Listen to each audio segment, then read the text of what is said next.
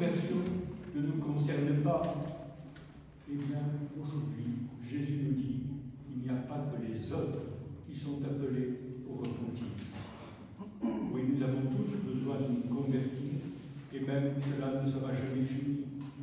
Nos pensées et nos actes sont encore très loin d'être ajustés aux pensées de Dieu. Nous n'en sommes pas convaincus? Eh bien, nous disons comme Saint Jacques, comparez votre style de vie avec la vie et l'enseignement de Jésus. Prenons l'Évangile et voyons ce qu'il en est. Nous serons vite convaincus que nous avons beaucoup encore d'efforts à faire. Mais il n'est jamais trop tard pour se convaincre.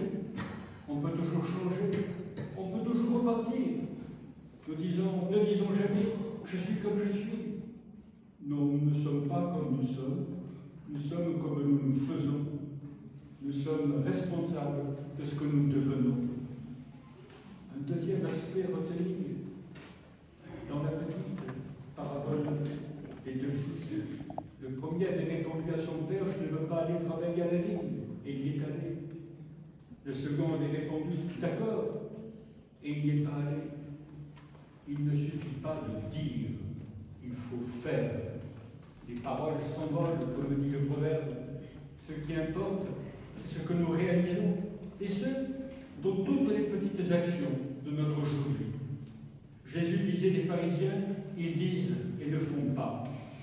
Et il précisait d'autres fois, tout homme qui écoute ce que je dis et qui le fait ressemble à un tout homme qui écoute ce que je dis et ne le fait pas ressemble à un insensé qui bâtit sa maison sur du sable. Mais tout homme qui écoute ce que je dis et qui le fait ressemble à un homme prévoyant qui construit sa vie sur du solide. D'ailleurs, le Christ a prédit qu'au jugement dernier, nous ne serions pas jugés sur nos paroles, ni même sur nos croyances, mais sur nos actes. Souvenez-vous, tout ce que vous avez fait au plus petit d'entre les miens, c'est pour moi que vous l'avez fait. Et tout ce que vous n'avez pas fait au plus petit d'entre les miens, c'est pour moi que vous ne l'avez pas fait. La véritable réponse que le Seigneur attend de nous, ce n'est pas les mots qui sortent de notre bouche, mais les intentions que nous mettons en pratique. C'est le plus important. Souvenons-nous de ce que nous dit Saint Jean. On ne peut pas tromper Dieu, il sait, lui, ce qu'il y a en nous. Mes amis, c'est pas facile d'être chrétien. C'est pas facile de se donner, c'est pas facile de s'oublier. Et pourtant, le Christ est bien oublié sur la croix. Il pouvait tout changer. Il acceptait jusqu'au bout. Bien nous aussi. Nous sommes toujours en route vers quelque chose. C'est jamais fini, c'est toujours à recommencer. Mais vous savez ce qui compte, c'est les petits pas que nous faisons. Personnellement, je dis toujours que je suis dans une sorte d'éboulis. Je monte, je fais l'effort, puis patatras, je redescends.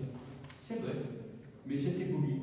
L'essentiel, c'est de vouloir faire quelque chose, vouloir se dépasser, vouloir avancer. Tant pis si on chute, mais on fait au moins l'effort de se dépenser, l'effort d'avoir son regard porté sur les autres. C'est les autres qui nous sauvent. Il y a une petite phrase de Saint Paul qui me trotte dans la tête et qui est formidable. Il dit à Timothée, empare-toi de la vie éternelle. Mais s'emparer de la vie éternelle, c'est oublier son égoïsme et se donner entièrement. C'est comme ça qu'on aura la vie éternelle, en se donnant totalement.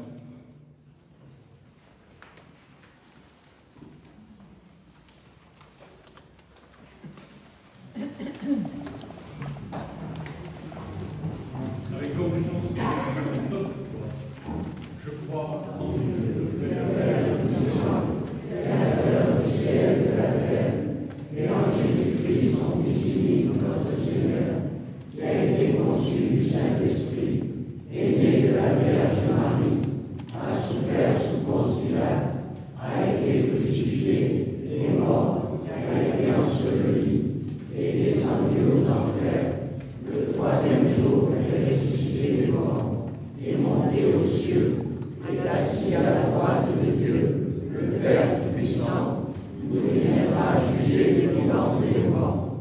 Je crois en l'Esprit Saint, la Sainte Église catholique, à la communion des saints, à la rémission des péchés, à la résurrection de la chair, à la vie éternelle. Amen. Nous portons vers l'Éternel nos intentions, nos prières et celles de nos frères et sœurs.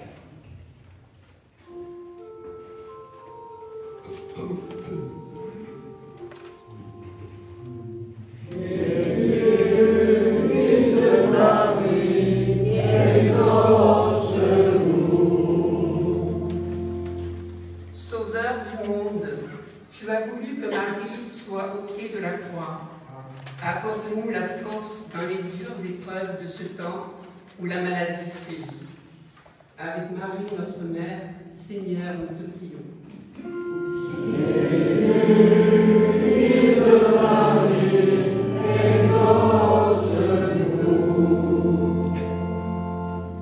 Fils du Dieu vivant, souviens-toi de ton Église et donne-lui de porter des fruits de vie dans ce monde chaotique.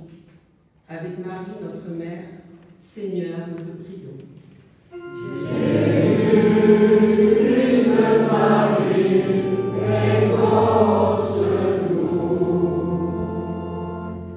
Rédempteur des hommes, souviens-toi de notre communauté, des anciens et des anciennes de Don Bosco, de nos défunts. Écoute la prière de la Mère quand elle intercède pour nous. Avec Marie, notre Mère, Seigneur, nous te prions.